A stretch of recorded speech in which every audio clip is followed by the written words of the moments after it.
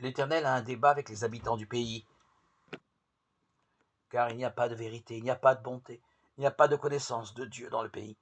Exécration et mensonge, et meurtre, et vol, et adultère. La violence déborde, et le sang touche le sang.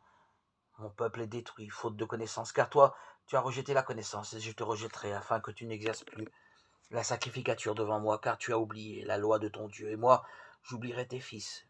Livre d'Osée, chapitre 4, 1-6. Les reproches de l'Éternel à Israël peuvent être adressés à juste titre aux hommes d'aujourd'hui. Les infractions à la loi augmentent alors que les cours de justice excusent le mal et le péché sous le couvert des droits de l'homme. Le langage employé en public et dans les médias devient toujours plus grossier et profane. Le mensonge est courant, particulièrement en politique et parmi ceux qui sont haut placés. Chaque jour, on entend parler de guerres, de massacres collectifs, d'atrocités terrifiantes. Voler est devenu une banalité, ce n'est pas seulement chaparder ou même planifier des escroqueries ou des cambriolages avec effraction.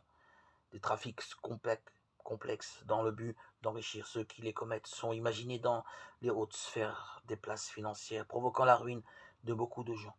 Non seulement le sexe fait recette, mais les relations sexuelles en dehors du mariage, d'adultère et des perversions de toutes sortes, particulièrement dans le milieu des célébrités, sont présentées de manière attrayante comme modèle à suivre pour tous.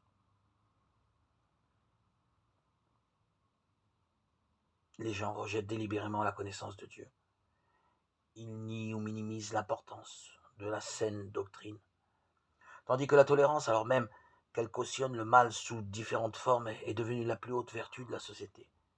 Les conséquences ne peuvent en être que tragiques. Notre Dieu, qui est un Dieu saint, doit agir en jugement.